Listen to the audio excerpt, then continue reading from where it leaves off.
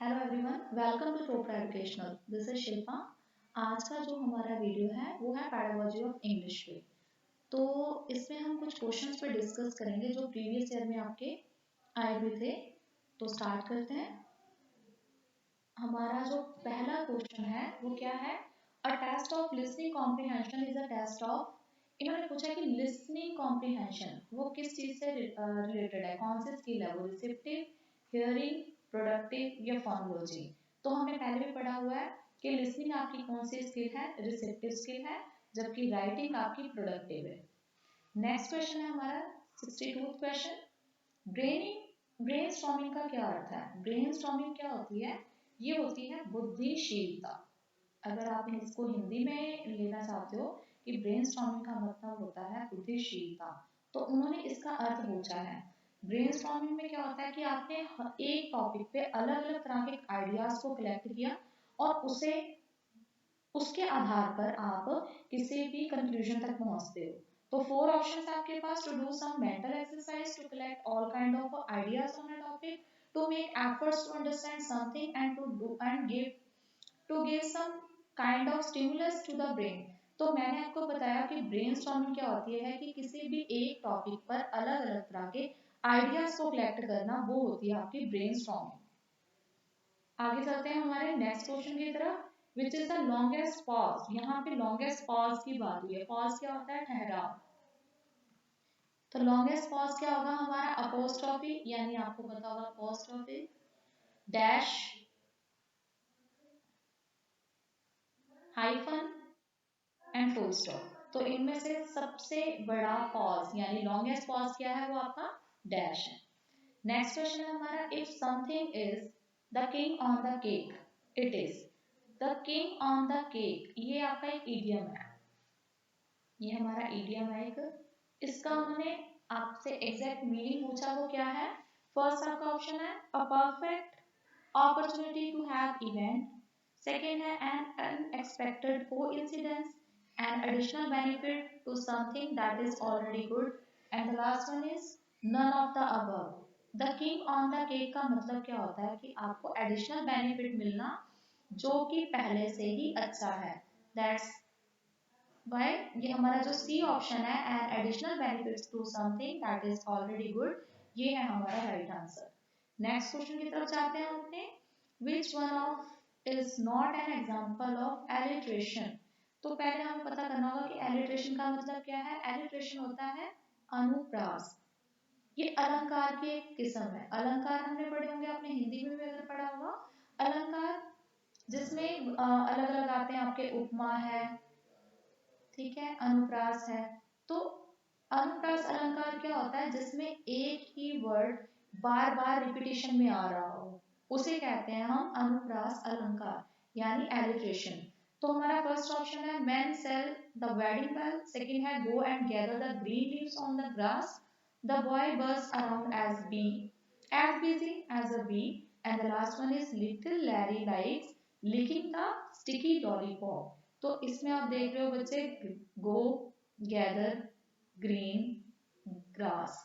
तो यहाँ पे जी जी का साउंड आ रहा है, ये अनुप्रास अलंकार है यानी एलिट्रेशन है। सेकंड है हमारा बॉय, बस, बिजी, बी। यहाँ पे बी का जो रिपीटेशन है वो बार बार है, दैट्स व्हाई ये भी आपका एलिट्रेशन है। नेक्स्ट है little Larry likes licking and lollipop. तो इसमें एल का रिपीटेशन बार बार आ रहा है। बट द फर्स्ट जो हमारा पहला ऑप्शन है man sell the wedding bell, ये जो है हमारा, इसमें किसी भी एक सिंपल एक वर्ड को, अगर हम एक लेटर को देखते हैं, उसकी कोई रिपीटेशन बार बार नहीं हो रही है। तो आपका ये जो फर्स्ट ऑप्शन है यही आपका राइट आंसर है। नेक्स्ट आता है हमारा question, the dictionary definition of a word. Dictionary definition of a word, word की डिक्शनरी डेफिनेशन को क्या कहा जाएगा? डेनोटेशन, यानी इसका मतलब होता है संकेत। एपिथेट का मतलब क्या होता है? एपिथेट होते हैं विशेषण। तो dictionary definition of a word is called denotation. Next आते हैं हमारे अगले क्वेश्चन पे। The method of teaching English adopted at present in school curriculum is functional cumulative approach, function corrective approach, figurative comprehensive approach या formality correlative approach. तो हमारा first है functional communication approach is the right answer. Next है journey from example to generalisation. Example to generalisation पे जाना कौन सा होगा आपका, कौन सी थ्योरी में आता है वो, इंडक्टिव। हमने पढ़ा है इंडक्टिव और डिडक्टिव। इसमें क्या होता है इंडक्टिव में कि आप पहले एग्जांपल्स देते हैं इंडक्टिव में एंड देन जनरलाइजेशन पे जाते हैं। फर्स्ट एग्जांपल टू रूल, और डिडक्टिव में क्या होता है रूल टू एग्जांपल। थर्ड था हमारा इंसिडेंटल। इंसिडेंटल क्या होता है, किसी एक इंसिडेंट से रिलेट करके आपने किसी टॉपिक को क्लियर करना, रिलेटेड टू एन इंसिडेंट। किसी इंसिडेंट से रिलेट करके किसी टॉपिक को अगर क्लियर किया जाता है तो वो होता है आपका इंसिडेंटल वे ऑफ टीचिंग। और ये डिडक्टिव में क्या होता है, आपने पहले रूल्स बताने हैं फिर एग्जाम्पल को बताना होगा। और इंडक्टिव में क्या होता है, लाइक आपने पहले एग्जांपल्स देनी है फिर रूल, और ये बेस्ट वे माना जाता है टीचिंग का। नेक्स्ट आते हैं हम अपने अगले क्वेश्चन पे।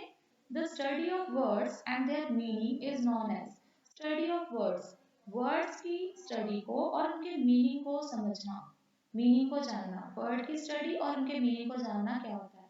फोनेटिक्स क्या होते हैं आपके, फोनेटिक्स होते हैं स्वर, इसे कहेंगे हम एक तरह से स्वर विज्ञान। फोनेटिक्स हमारे स्वर विज्ञान होते हैं। लिंग्विस्टिक क्या होते हैं, लिंग्विस्टिक होती है भाषाई ज्ञान को कहा जाएगा।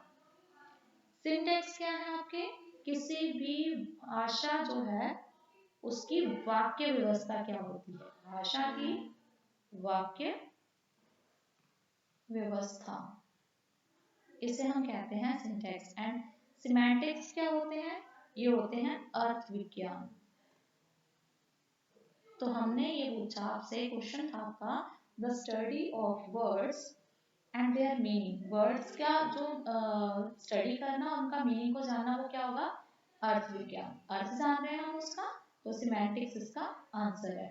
फोनेटिक्स क्या होते हैं, लाइक फोनेटिक्स होते हैं आपके जैसे किसी भी लेटर का साउंड, जैसे बी, बी लेटर है इसका साउंड क्या होगा, ब। ठीक है, तो ये आपके फोनेटिक्स में आते हैं। नेक्स्ट आते हैं अपने अगले क्वेश्चन की तरफ। Which one of the following is not a language component?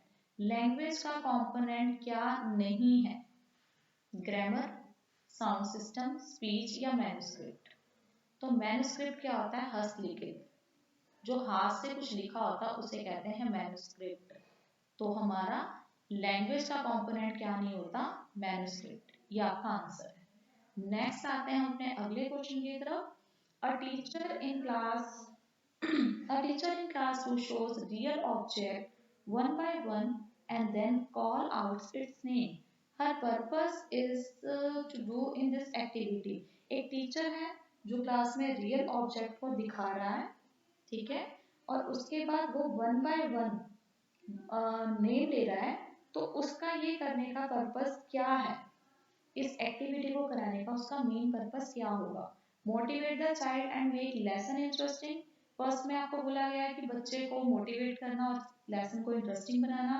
Second है helping learners to acquire vocab by associating words with real life object. बच्चों को यानी जो लर्नर्स हैं उनको हेल्प करना कि वो वोकैब को समझ सकें, जो रियल लाइफ ऑब्जेक्ट चीजों को दिखाकर उन्हें वो एसोसिएट कर सकें कि ये रियल लाइफ ऑब्जेक्ट हैं, और उनकी वोकैब को समझाना। थर्ड वन था हेल्पिंग इम्प्रूविंग करेक्ट प्रोनाउंसिएशन, बच्चों की प्रोनाउंसिएशन को करेक्ट करने के लिए या उनमें इम्प्रूवमेंट लाने के लिए। And last one two teach the correct spelling of the word, किसी भी वर्ड के सही स्पेलिंग सिखाने के लिए ये एक्टिविटी की जाती है। तो इसका सही आंसर क्या होगा, लर्नर की हेल्प करनी, लाइक आप रियल ऑब्जेक्ट दिखाकर उनको एसोसिएट करोगे उनकी वोकैब को, ताकि वो उसे एक्वायर कर सकें। हमारा नेक्स्ट क्वेश्चन है, a child in class 2 will initially learn the language in the most effective manner through which of the given method।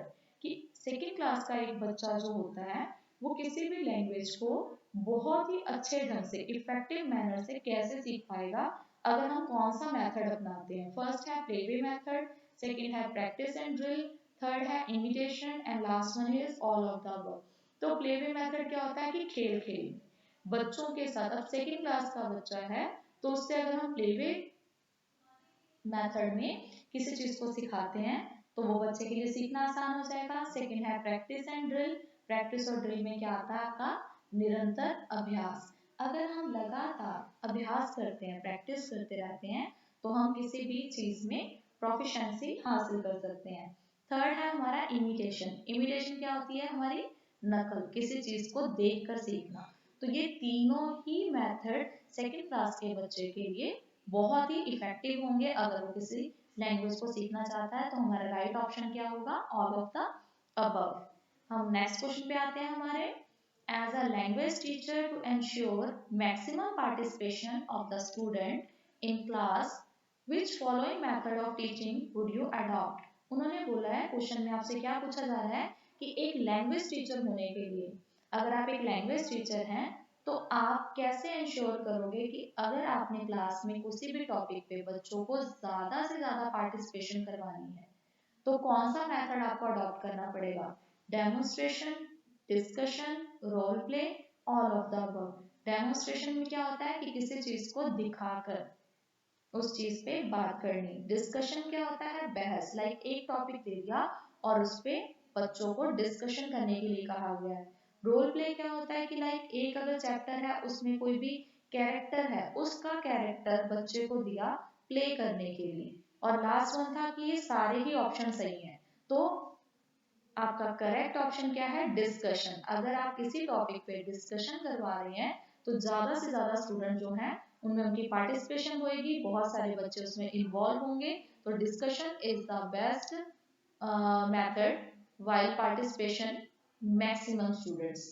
Next है आपका the principle of selection and gradation of word is based on। principle हमने आपका जो chapters करे होंगे आपने, तो उसमें आपने प्रिंसिपल ऑफ लैंग्वेज लर्निंग पढ़ी होगी। तो प्रिंसिपल ऑफ लैंग्वेज लर्निंग में सिलेक्शन और ग्रेडेशन के एक प्रिंसिपल आता है। उसमें क्या चीज, वो किस पे बेस्ड होता है? सिलेक्शन और ग्रेडेशन क्या होता है कि सिलेक्शन कैसे करनी होती है आपने किसी भी टॉपिक पे, कि आपने बच्चों का लेवल देखना है, लेवल ऑफ स्टूडेंट देखकर आपने सिलेक्शन करनी होती है। कि लाइक अगर वो उनका स्टैंडर्ड मतलब जूनियर सेक्शन के स्टूडेंट्स हैं तो जो आपकी लैंग्वेज होगी उसका सिलेक्शन कैसा होना चाहिए?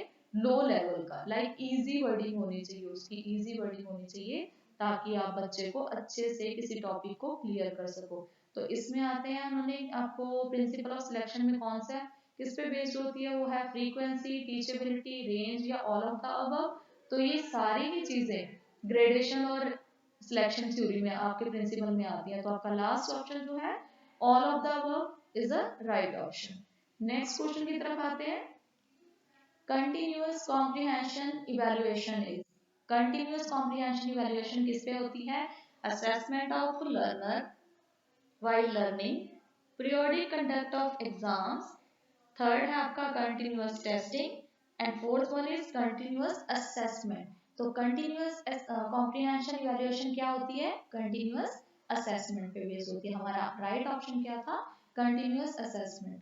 तो आज के इस वीडियो में हमने ये 15 क्वेश्चन पढ़े हैं जो कि लास्ट ईयर के जो प्रीवियस पेपर आया था 2020 में उसमें क्वेश्चन आए थे। तो आपके लिए बहुत ही हेल्पफुल होगा अगर आप इस वीडियो को देखते हैं। आगे भी आपको इसी तरह के वीडियोस बनाते रहेंगे। Thanks for watching.